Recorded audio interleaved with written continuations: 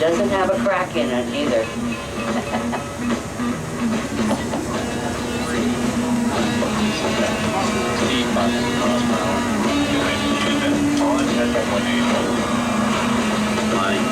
With the runway, right overhead turn to align with runway 33 at the Kennedy Space Center. Altitude 10,000 feet, altitude 8,500 feet. Flying is a very demanding job. You have the physical environment that you're in. You have to, be constantly thinking ahead, what's next, what's in my procedures, what's in my checklist. You're very, very busy when you're flying. The T-38 is a great preparation for us to fly in the space shuttle because we're doing a very busy job, high tasks, running checklists, talking to the other crew members.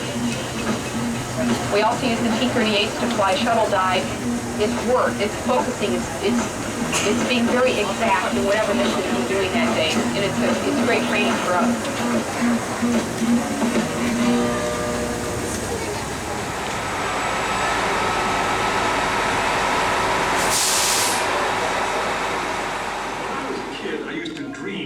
Flying through space. Every week on TV, I'd watch my heroes as they jumped into their rocket ships and took to the stars. And I wanted to be like them. They had courage, imagination, and no problem ever stood in their way for long. In the end, when we actually did send men into space, it turned out that those were exactly the qualities it took. I'm John Hudson. This is Pad 39 of the Kennedy Space Center. I was a launch controller here when from this very spot, man took off to fly to the moon. It was a journey that began 12 years before that rocket ever left the ground. And it started on the other side of the world. Back then, we were one of two superpowers that always seemed to be on the edge of a terrible war. In 1957, the Soviet Union launched the first ever man-made satellite into Earth orbit. They called it Sputnik, which means traveling companion. And in a world where peace hung in a delicate balance, it seemed to create a dangerous advantage. Every ham radio operator in America could hear it beeping. People were afraid. Were the Soviets looking down on us, watching us? If they could make a satellite pass over our cities, could they do the same with a bomb?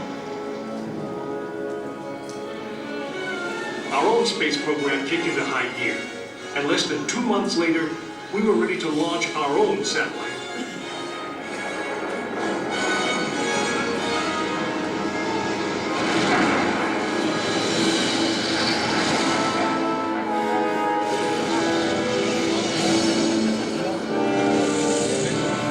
It was being called the space race, and we were running a distant second. In 1961, we fell even further behind. Soviet cosmonaut Yuri Gagarin became the first man into space, circling the world in just 89 minutes. We had our own astronauts, and they were eager and ready to take the big ride. But our manned space program couldn't seem to get off the ground. We stuck with it, and on May 5th, 1961, things finally started going right. Astronaut Alan Shepard took his ship Freedom 7 6.5 miles into space. America had its first space hero. Just a few days later, our space program received a new challenge. But this one did not come from the Soviet Union. It came from our young president. In one inspiring moment, he changed the mission from one based in fear of the present to one of hope for the future. But why, some say, the moon? Why choose this as our goal? And they may well ask, why climb the highest mountain? Why, 35 years ago, fly the Atlantic? Why does Rice play Texas? We choose to go to the moon. We choose to go to the moon.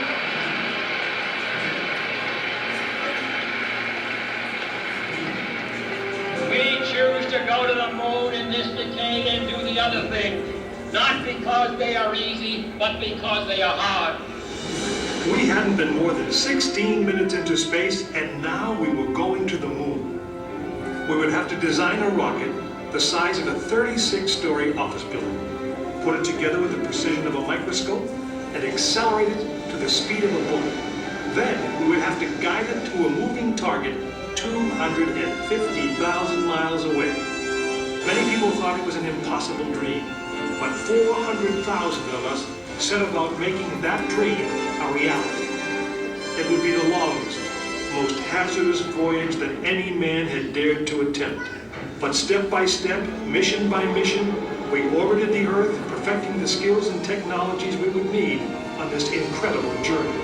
Our astronauts practiced maneuvering, docking, and the 1,000 other tasks that would comprise the moon mission. We created new alloys, lighter and stronger than anything seen before. We designed communication systems that would be reliable over the vast distances. And behind it all, we tried to perfect the rocket that would be powerful enough to punch out of Earth orbit and take us to the moon.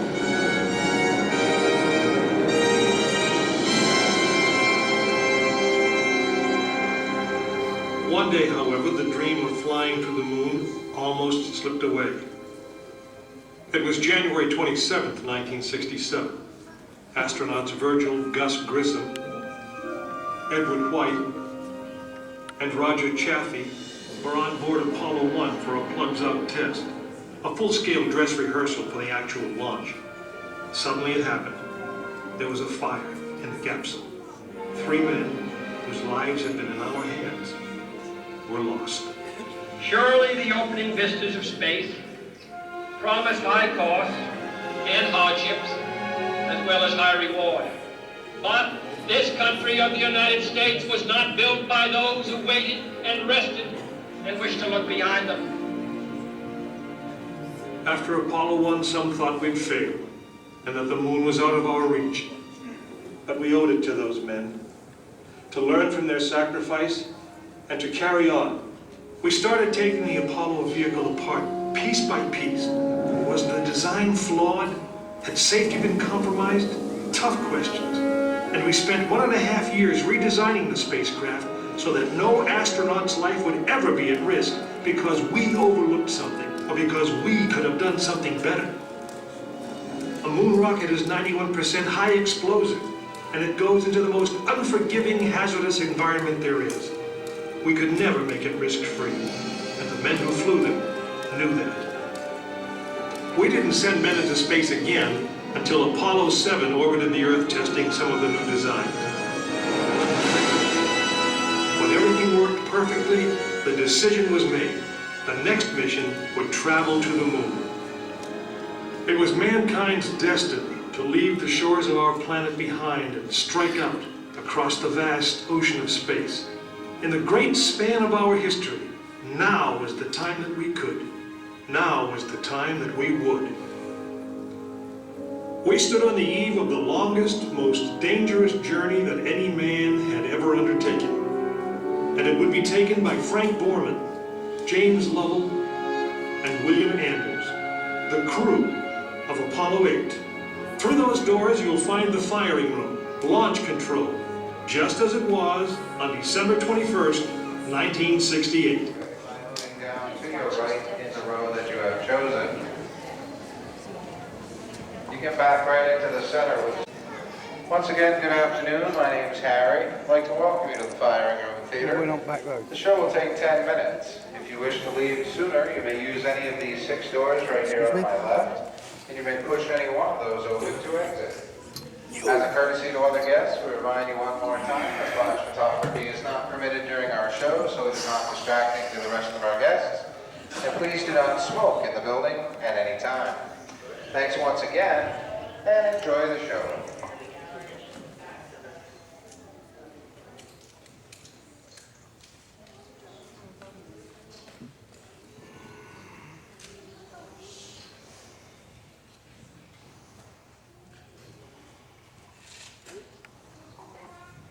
This is the firing room, launch control for the Apollo missions.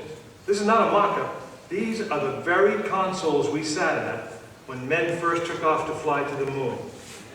The tragedy of Apollo 1 had put us 1.5 years behind. We were making up for it in one big leap. And we were doing it with a rocket that no man had ever flown before.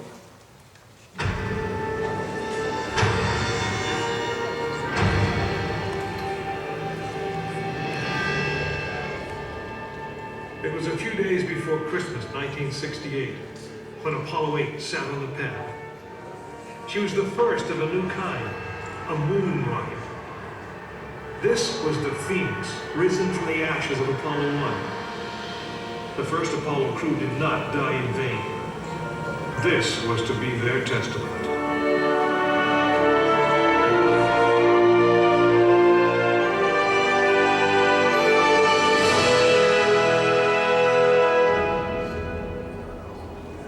"36 stories high, she had been fully fueled throughout the night. The liquid oxygen in her tanks caused ice to form on the outside of the craft. The extreme temperature differences between the air and the sub-zero fuel caused the metal skin of the rocket to expand and contract. Everyone who was on the pad agreed. It was as though the rocket was alive, breathing, straining at the leash. Earlier in the morning, astronauts Frank Borman, Jim Lovell, and Bill Anders had made their final preparations before taking that long ride out to the waiting spacecraft. The minimum safe distance from the Saturn V at liftoff was 3 miles. The reason was simple. When fully fueled, the rocket contained the explosive power of an atomic bomb. As the clock counted down, the astronauts and all of us in launch control went through the pre-flight checks. Our hands on the controls of the most powerful, most complex machine ever built. It had over 2 million separate systems. And to bring these men back alive, everything had to work perfectly. Each individual system had been tested, but what we didn't know was how they would perform when all 2 million began to work together. That moment would come when the countdown clock reached 0.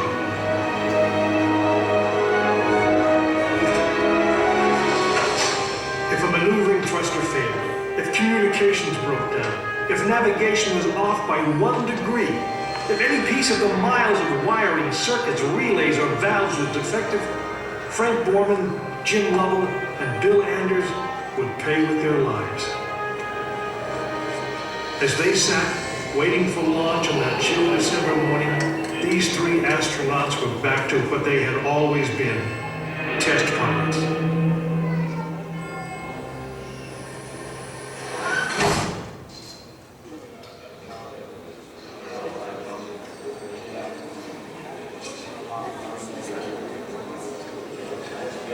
You are now in the final minutes before the launch of Apollo 8, right here where it actually happened.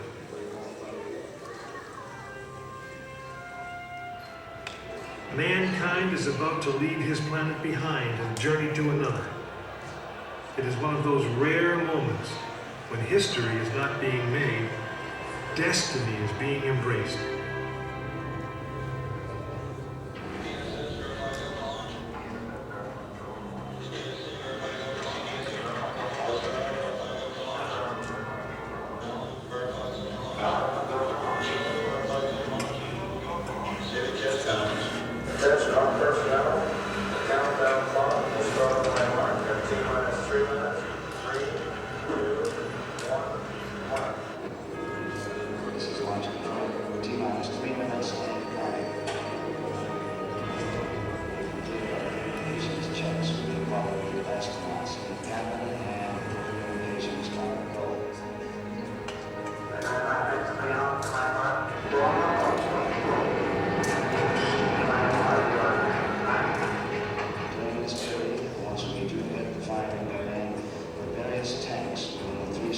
Saturn V launch vehicle beginning to pressurize.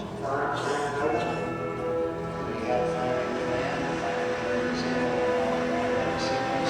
sequence is 20 seconds.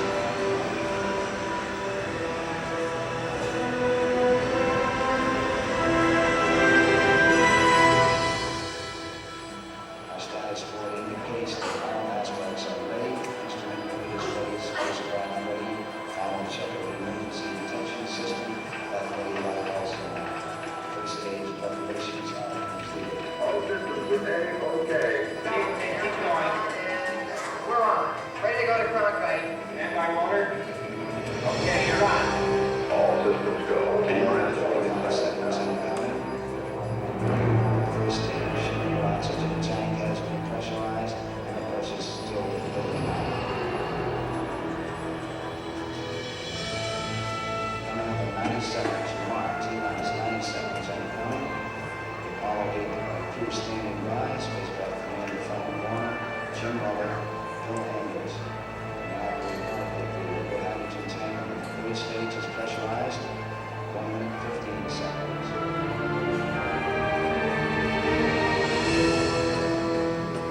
All third stage now is pressurized at this time as we get up on the 60-second mark on the flight to the moon. 60 seconds incoming, the vehicle now is completely pressurized.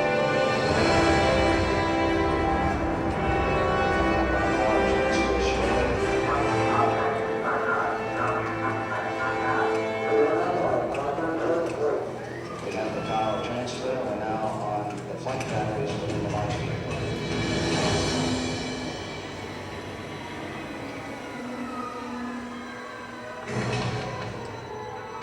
Final reports from Frank Borman at this time. Look at the surface of the spacecraft. 20 seconds on aspects we are still at this time.